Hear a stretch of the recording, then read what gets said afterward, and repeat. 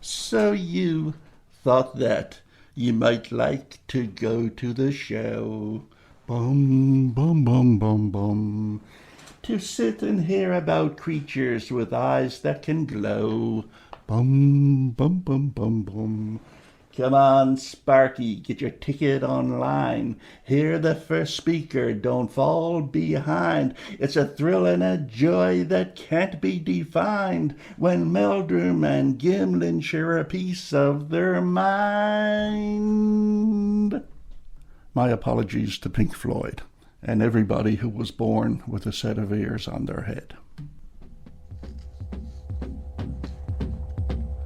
Step right up, it's conference time. Sasquatch didn't die. We got him out back in a freezer chest. I swear to the man in the sky.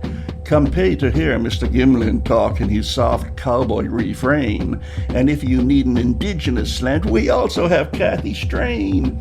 Step right up, it's conference time. We have t-shirts and castings galore. Do you want a unique patty print? Will that be 5 toes, oops, or 4? Step right up, it's conference time. We got DVDs galore. They're privately made at a kitchen table, not available in any store.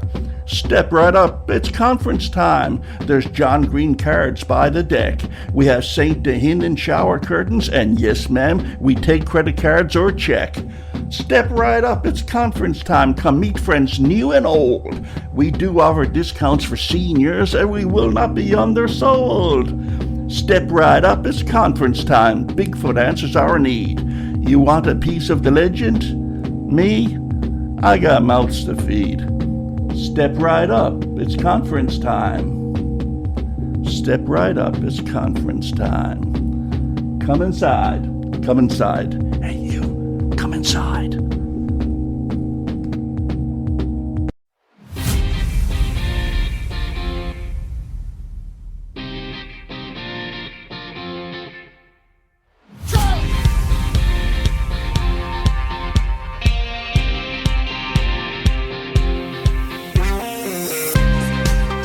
This is West Coast Sasquatch Research.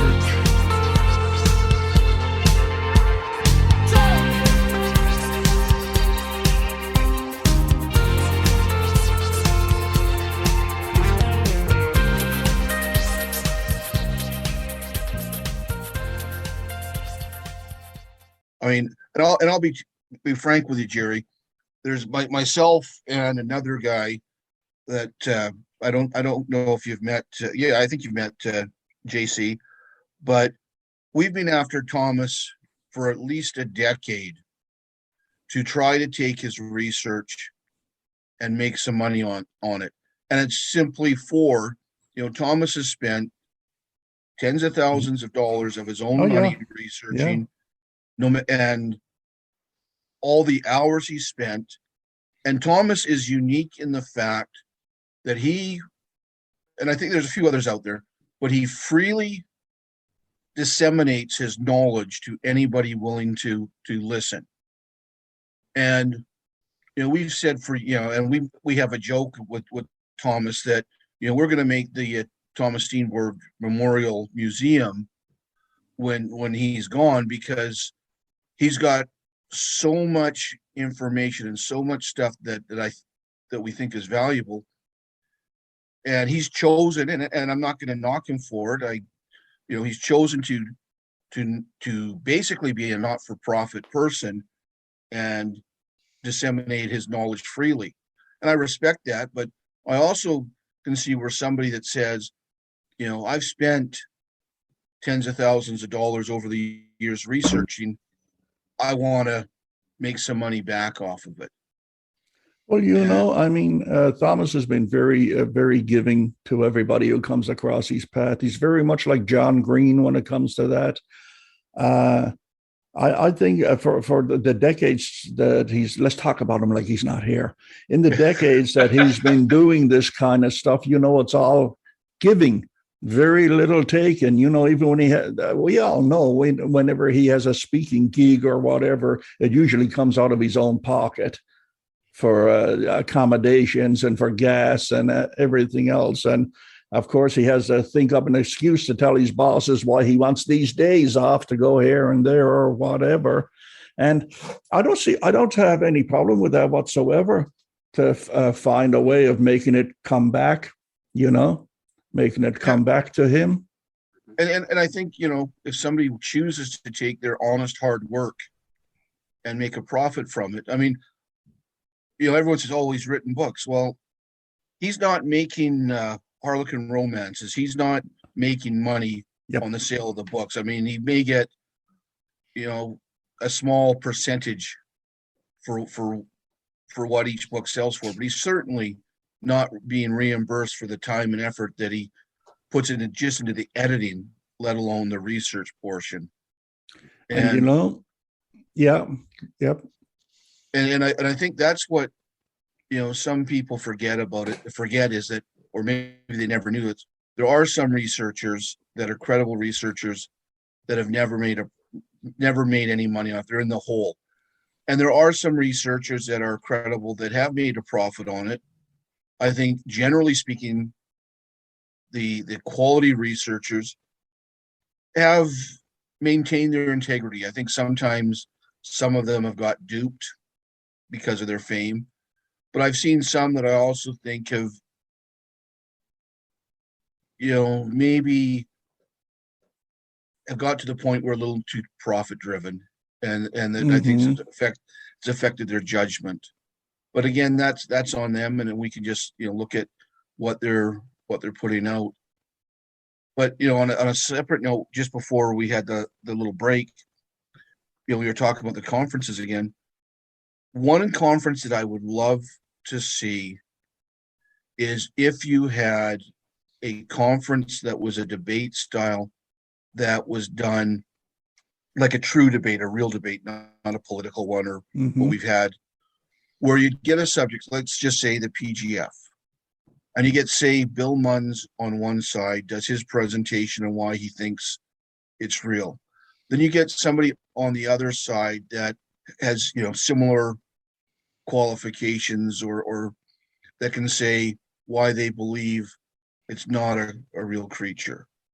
You had somebody like Meldrum on his tracks and why, from his perspective, these tracks are real, and maybe have somebody else, whether it's an expert, human tracker or whatever, to say where he thinks some of these casts are not real.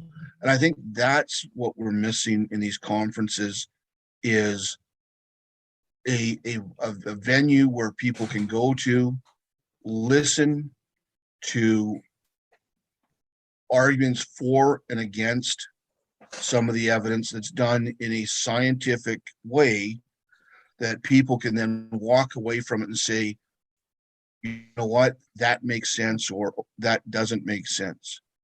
And we've got some sacred cows in the Bigfoot world that we don't seem to want to discuss at these conferences. And I think, though, if we could ever arrange it, those would be great conferences.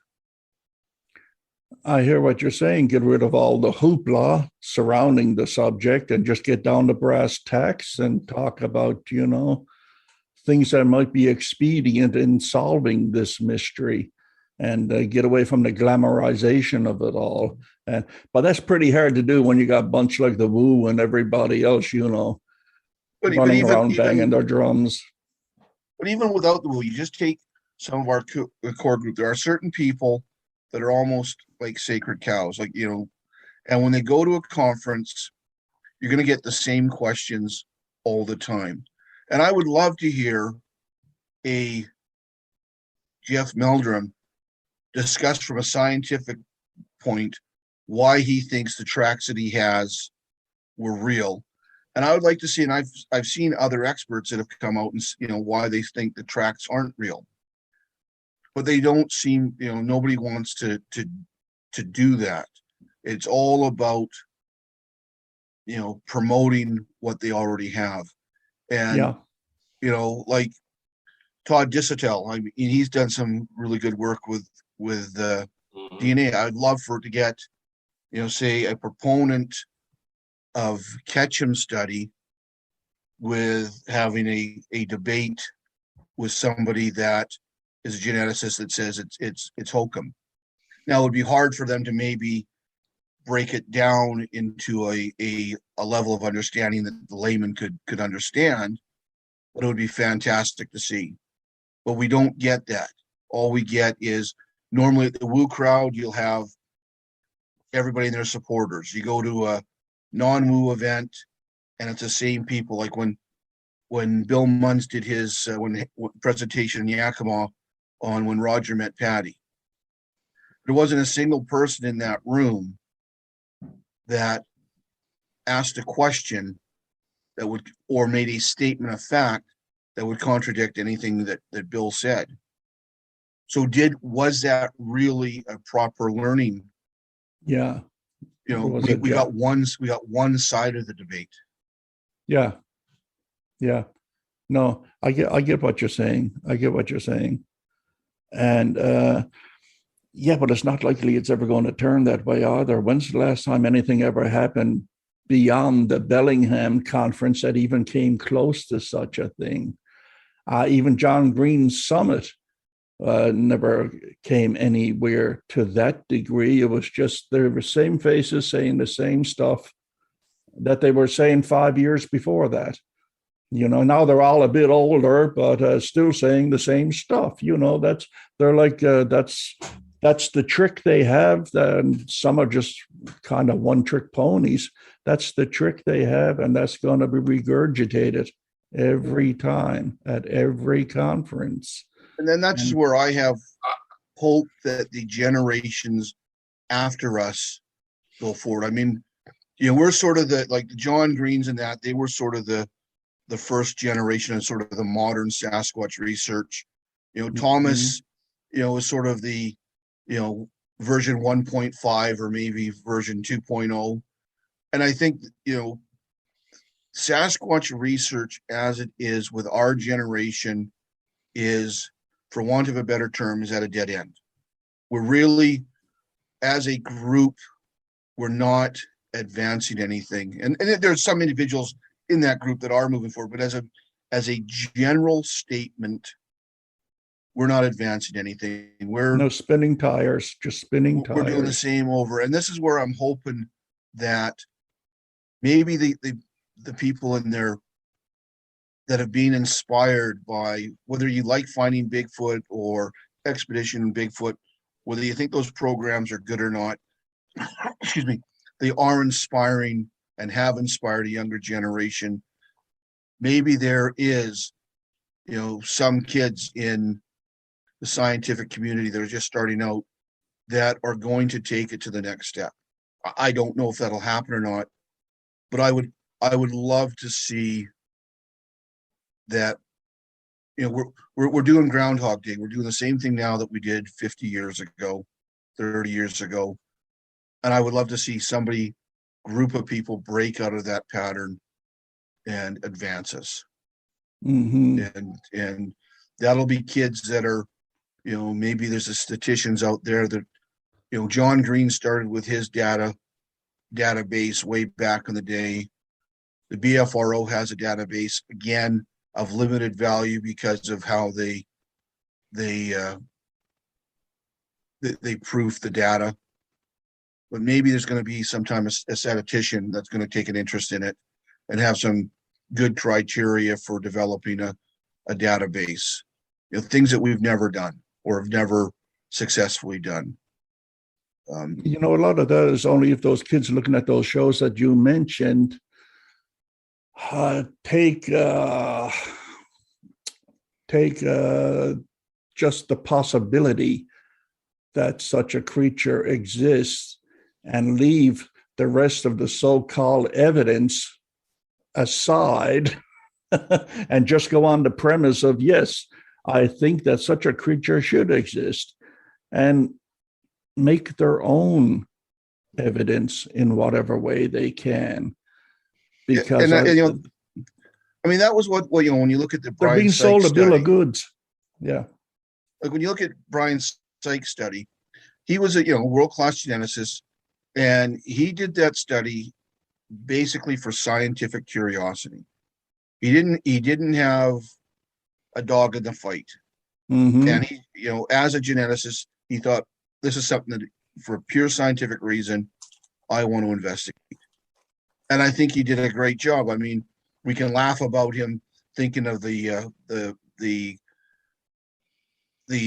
polar bear grizzly hybrid that later, he admitted was wrong, but he did admit that the group that did a review of his data showed that he was wrong. And I think, that's where we need to get, is maybe some of these kids that are going to say, I'm going to do it different, and I'm going to do it from pure scientific curiosity. And maybe those people in the future will have conferences that are science-based. I would love to, even like a guy like, Pat Turner, he was talking about trying to, get some debates going between real skeptics, real proponents, real people that are, have reason to be against the belief in existence of Sasquatch. Those are the things, and Pat came from a non-Sasquatch background. It was just a matter of curiosity for him. I think those are the people that may advance it, is the people that don't have a dog in the fight and just want to know an answer. Well, they're the only ones. I get what you're saying, because they're the only ones with a clear mind to be open to absorb the information and give it the attention it deserves or doesn't deserve. It's a lot of the people now, they got this clouded perception of what is proof to them and what isn't. I guess you could call it their own bias. We discussed it before in evidence, and what's good evidence and what's bad evidence and what have you. And I think there's got to be a cleansing process. Bright young minds have to look at it in a different way than we've been looking at it for the past 40 or 50 years or so, because I still believe we're asking the wrong questions. That's why we can't get the right answers. What are the right questions? That's the problem. And we need fresh eyes, Thomas. And I think, and this goes back to conferences. Right now, when we go, our conferences are echo chambers. Yeah. If you go to a conference that has a heavily attended by woo people, they're all saying the same message, and they're all, agreeing with each other. You go to a conference such as we would like, 90% of what you're going to hear is the same as people saying the same thing as we're saying. So we're living in an echo chamber at these conferences. I would just like to see, a conference where it breaks the echo chamber and put some critical debate out there and says, this is, take a question, whatever it is, like just say, I'll just use a PGF film. PGF film, real or fake, and then have a scientific scrutiny on why some people think it's fake or why some people think it's real, and get away from, Bob's a great guy, he would never lie. Let's keep the personalities out of it. Let's look at the evidence itself. I don't think we're there yet, but I would love to see conferences where we get out of our echo chamber. And even that, we are subject to that. We discount the woo people. They could be looking at us going, well, they're closed-minded. They're bitching about us. They won't listen to a word we say. Yeah, absolutely. It's a us and them situation. But even with the woo people, like if they say, let's for an example say, they go, Sasquatch is an interdimensional being. They need to provide, if you want to debate that question, they need to provide evidence on how that could be possible. And just simply saying quantum physics when they don't have a damn clue what that means is not enough. It has to be prepared to, if this is your position, if you say that Sasquatch can produce infrasound, then put scientific reasoning on where that comes. How that's possible. How's that possible? How is this, or if you believe that Sasquatch is nocturnal and can see in the dark, what scientific evidence in any other primate you have where you could have more cones and rods or whatever it is that you believe has allowed them to see it? Show the evidence. And oddly enough, I've always said if it is an animal, then it is a creature of this planet, and it has to play by the rules of this planet, in my opinion. Therefore, if you're talking about eye shine, the red eye shine routine, what no other animal known has that capability. Why does a so-called Sasquatch have that capability? It seems to me like, no, it's got to play by the rules that all the rest of the animals, including us, have to play by. One creature cannot have this ability that no other creature in the world has. So you're the other half of the debate is what Bill is talking about. Someone like you would present that point, and then one of them would present the opposite point. That's what he would like to see. Yeah, well, I mean, but my point, yeah, and on the other side of it is, I'm open to listening, as Bill said, to anybody, woo, otherwise, animal, supernatural being, whatever. But give me some evidence to back up your claim or your. Well, it's like when you look at nocturnal primates. Nocturnal primates, they are gone nocturnal. Generally speaking, they're able to see better in the dark because they have larger eyes in proportion to their body than other primates. We haven't had any primates that, and it's just gone out of the term on the back of the eye, it's just gone out of my head, like cats do, that enable cats to see at night. But there's a lot of people that claim that, Sasquatch has that.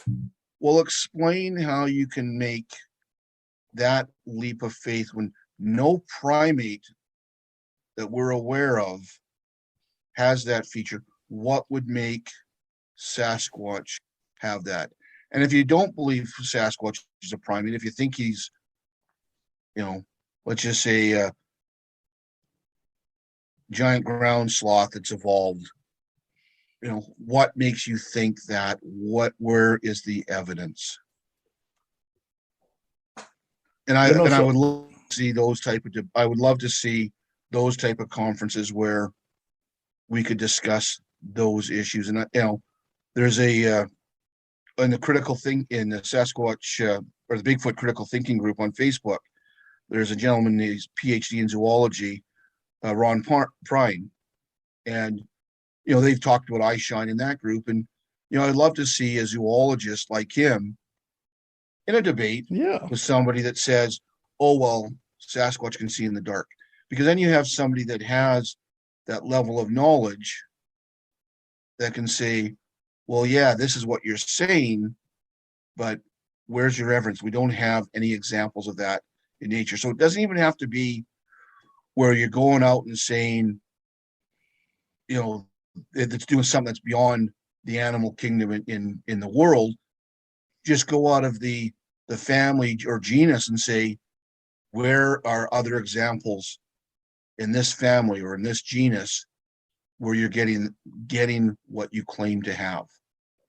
And if no primates exhibit those biological features, and there's nothing in the fossil record to suggest any primate has ever had that, or a monkey has ever had that features, why do you think this one has it? So now it turns into a hunt for the missing hominid link. But maybe you might have someone go down the road and say, well, this fossil shows this evidence, and maybe that can point to this. A stepping stone, I get you. Yeah. But all we ever have is people having theories where they're making statement of fact. Sasquatch do infrasound. Why? Because we know large mammals can do it. Elephants can do it. Whales can do it. Can they? Really? So just because an elephant may or may not be able to do it, why would a primate be able to do it when no other primate is known to do it? Mm-hmm. It's got to be species kind, you know. You can't compare apples to oranges. Birds can fly, porcupines can't. It's just a fact of life, you know. And that's where I love to see some of these, and I don't think, you know, I don't know if I'll ever see them, but I'd love to see some conferences go down where you get panels of experts that are of differing opinions and debating things, or having panels of experts doing scientific validation of certain things that they believe and saying, we believe Sasquatch exists because of X. And then they lay it out in a way that you can then take their points, study it, and then do a rebuttal if you want. But we don't do that. Our conferences are echo chambers where we're all saying the same thing, banging the same drum, and then we come out of them saying, oh, look, we're right. We haven't studied anything. We've all just sat around a table and agreed with each other. Yeah. Very It doesn't, exhausting kumbaya. as the saying goes, it doesn't move it down the road any further. We're still in the same spot. True or false, the worst thing that could happen to a thriving Sasquatch or Bigfoot community is for Sasquatch to be proven to exist. I mean, wouldn't that be wonderful? The mystery would be over. You know, you want to see a Sasquatch, you just turn on your television for the latest National Geographic hominid show or whatever, and you can see a primatologist or whatever next to a Sasquatch, and they don't need to speculate. It's there in front of them. They can take all the pictures they want. None of them are blurry, and you know, that's the kiss of death for the Sasquatch community, you know. Of course, because the Sasquatch has been removed from the realm of cryptozoology to everyday zoology. Again, you guys, I think it depends. The pure researcher, such as myself, it would be a great thing. Yeah, I would love if Sasquatch exists, if it was discovered, then the information that you could get from it, even if it's just another primate, it would be fantastic. The people that would be possibly upset about it are the people that have made careers out of inaccurate information, or the people that are scared of the scariest thing in the woods, but they'll just move on to something else, like whether it's Dogman or whatever, they'll move on to that. But I think depending on what your personal reasons for being in the research of Sasquatch really is dependent on how you'd view the answer. Myself, I just want to know if they exist or don't exist. If they do exist and somebody proves it, that would be fantastic. And then the next step is, I was always fascinated by the work of Diane Fossey. I was fascinated by the work of Jane Goodall. I think if they were proven to exist, I think the studying of them would be every bit of fascinating, if not more fascinating than what we're doing now. And if they turned out to be our overlords from the Alpha Centauri, well, maybe we'll all be working in salt mines and it won't be so great. But that's right, building pyramids in the jungle. Yeah, right. But I mean, photos. Do you think you're playing into capitalism hands to have a Sasquatch? How would I say this? To have a Sasquatch is just perfect the way it is right now. Unproven, untested to any real degree, and a big myth and mystery. It's good for the economy. It's good for the people who sell the Sasquatch paraphernalia. It's good for the towns that say, oh, we had a sighting there last year. Let's have Sasquatch days this year to celebrate it. You know, I mean, is the mystery good, really good for capitalism? Whereas once it's discovered or totally debunked 100%, there goes a good chunk of money, you know? Are people depending on Sasquatch to stay a mystery? There'll be slight, if the mystery ends, there'll be slight collateral damage. I mean, no one has mountain goat days or anything like that because they know that something's there. The mystery would be devastating. But like I said, like Bill was saying, the woo crowd would just move on to something else. And I think for economic purposes, you know, if we were to discover that Sasquatch exist, there might be a slight economic shift because I don't think there's a huge economic drivers with Sasquatch, but you would see a small shift because then you could get things like ecotourism. I mean, you know, whale watching. How much money does whale watching generate as opposed to, you know, some of the whaling? You know, so if you were to have a Sasquatch population found, you know, the towns around that area, if they did do some sort of, you know, ecotourism, it might be another stream. I mean, one thing to look up from another different perspective. That's all. Yeah, exactly. I mean, and as far as, you know, one of my pet peeves is these people that go, oh, the logging industry knows about these and are keeping them under wraps because it would collapse. That is absolutely horse honky. You know, the only way that looks like, and it, you know, that it really depends on how big of an area you think Sasquatch exists in. Now, if you think that Sasquatch exists in a small area, like let's just say, you know, Northern California to Southern Alaska. Mm-hmm. Maybe if they existed in that small of an area, there might be certain pockets where logging would be prevented because they might be vital to, you know, their breeding or something like that. But if they live all over North America, like some people believe, or even half of North America, why would that impact logging? There's no, there are other animals, there are other mammals out there that are, you know, are in large areas, half the size of the US or 4 or 5 provinces. They might have some small areas where they have breeding areas that are shut down. They don't shut down logging in areas that big because when you log a small area, it's not going to negatively impact the species. They will move off for a while, and then when the secession of the forest takes place, they come back.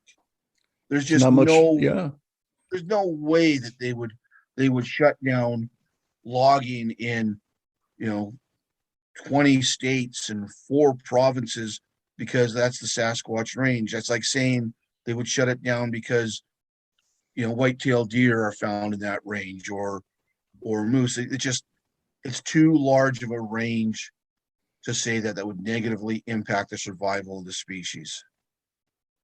Well, they use the spotted owl argument quite often. Well, a spotted owl lives in a fairly isolated geographic or small geographic area. Yes. Now, you also have, like in some areas, you'll have, you know, birds are a primary example. They'll have large areas, but they'll only have 1 or 2 nesting sites. So to protect the species, you don't protect the whole area. You protect their nesting sites or their breeding grounds. The same would happen with Sasquatch. If they are really across the continent, like some people believe, there would absolutely be no benefit to them as a species to shut down forestry. It makes no scientific sense. I heard just yesterday that Oklahoma has issued licenses for trapping Bigfoot. Government licenses for trapping, not shooting or hunting, trapping Bigfoot.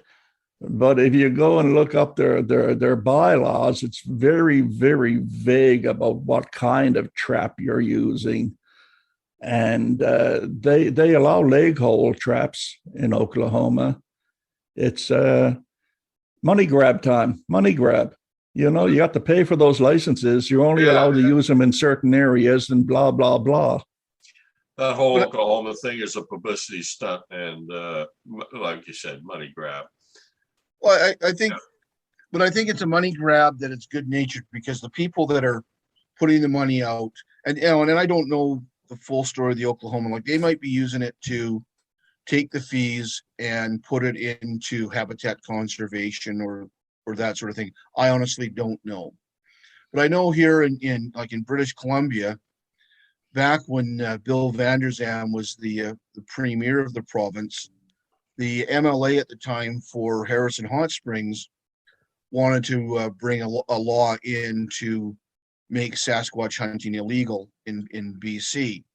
Now, I've looked through the Queen's Printer and I was never able to find any evidence that was ever put forward, other than just as it was really a publicity stunt to get tourism into Harrison Hot Springs in the 80s. And that's where, you know, I think the Oklahoma thing is the same thing. It's like, you know, there were regions, some other states that have made Sasquatch or Bigfoot hunting illegal. Well, they're not going to, you know, if the crew of Expedition Bigfoot starts hunting Bigfoot in their state, they're not going to arrest them and put them in jail for poaching. It's all about publicity, and a lot of it is just good natured. And if the province of British Columbia was to put forward, hey, if you want to hunt Sasquatch, you know, we're going to charge you $30, and then you find out, you know, the $30 is to go into habitat conservation or something like that. A lot of people would do it as a way to donate into those projects. And again, I don't know if that's what Oklahoma did, or you know, why they did it. But you know, sometimes you got to look a little bit, you know, deeper in and find out what the reasons are. And when you have a government that really makes no indication that they honestly believe that Sasquatch exist, then you just look at this and go, okay, it's just fun, good-natured stuff. As always, it's follow the money. You want to know what's going on? Follow the money, and you'll find out what's going on. I find it odd seeing, especially Washington State has, Bigfoot, an endangered species that you are not allowed to hunt. The only place that's technically really protected is Skamania County. Yeah. And they brought that ordinance in 69. That was more brought in because after a certain incident, there were a lot of guys running around with guns shooting at everything. And that was more brought in to prevent someone from being accidentally shot than anything else. Though it is an official ordinance and they say they will enforce it, though they had to update it when they found out that $10,000 and 5 years in jail was way beyond their legal ability to enforce. So they reduced to $1,000 and 1 year in jail, but the ordinance is still on the books. Yes. So I guess we've come to the conclusion that conventions and symposiums and such are basically just a cash grab in this day and age. They're a fun thing, which is basically more under threat by technology than anything else, like what we're doing right here. I mean, you don't even need to have a conference anymore to get speakers together to talk about this. How come it doesn't happen, Thomas? How come it doesn't happen? How come we can't get Meldrum there and somebody else there and a trapper there or hunter, someone who can track, and just 5 or 6 people on a panel? You know, I mean, there must be somebody who could organize such a thing. Well, they keep trying, but trying to get everyone together at the same time. Herding cats.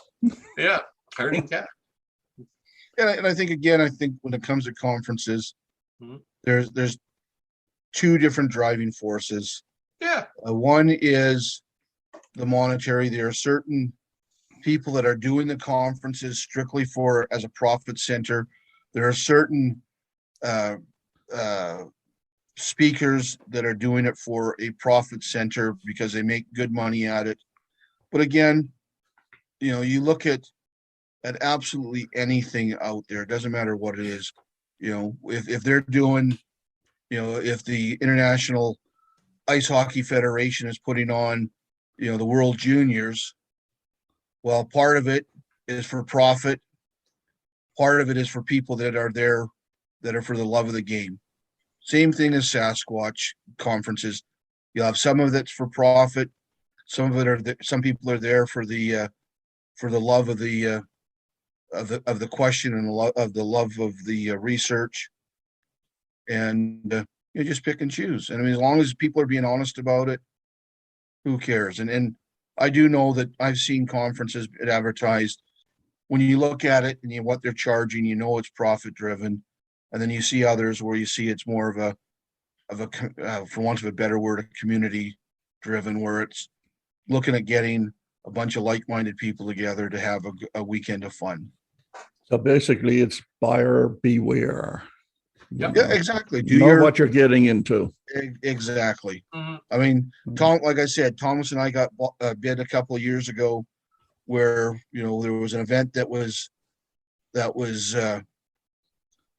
basically was advertised as one thing, and then we got there and it was an absolute woo convention. And I remember, I remember when. Not that there's anything wrong with that, woo people. No, I want to be diplomatic. Not that there's anything wrong with that. But as long as it's not what it was advertised as. And so we went there expecting one thing, and it was completely different. And I can still remember when we left, Thomas was that guy's an idiot, blah, blah, blah. And I said, idiot? I said, yeah, he only charged $15 a ticket, but he had over 100 people that paid that $15, and his outlay for the venue was probably around $150, $200. So who's the idiot? Yeah, really. If you can manage to get the right venue and get a few vendors in there selling stuff, anyone can make a buck off it. But it has to be a place that's open to it, that's open for some kind of Sasquatch event like that. Most places, you just have to be like all I say when it comes to the conferences is just be honest on what the conference is about.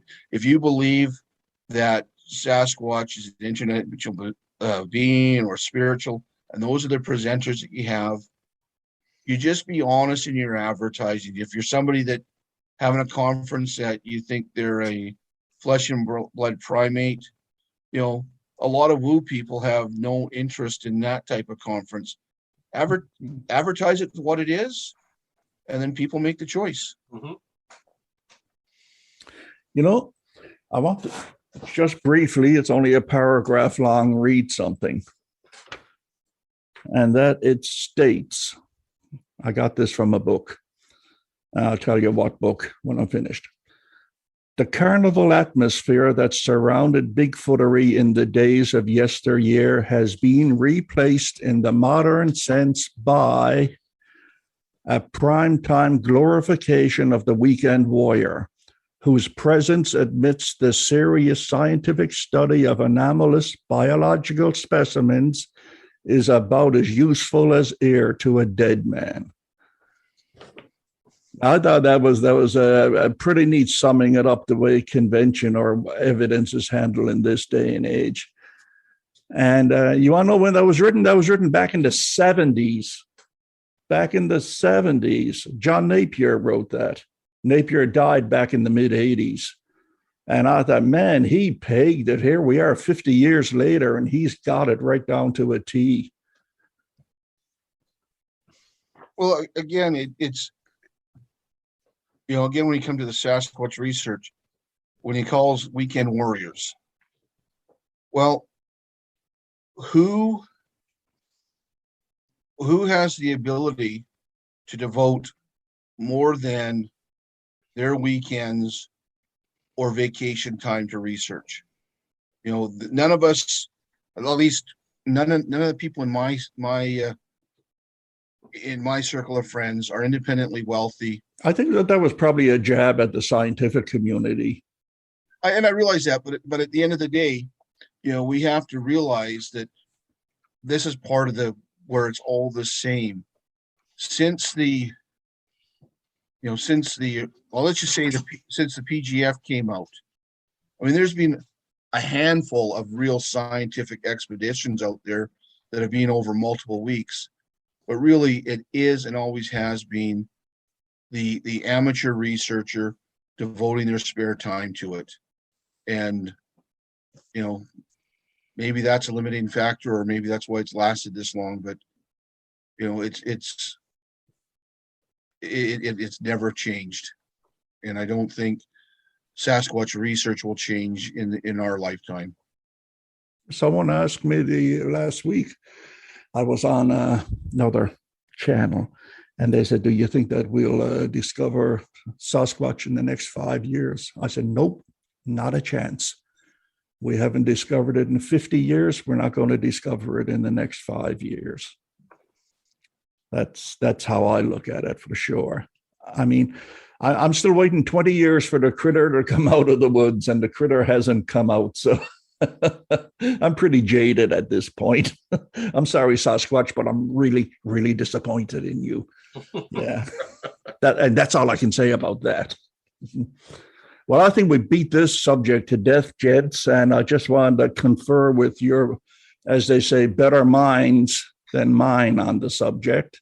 I always really appreciate everything you guys have to say. You two are my heroes. And I want to thank you for being here.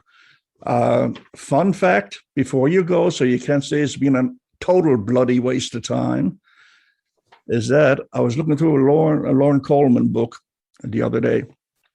And do you know that Bubbles has made it into a Sasquatch resource index? No, I'm not talking about Michael Jackson's chimp, Bubbles. I'm talking about Trailer nothing Park else. No, good try. I remember that one. Good try.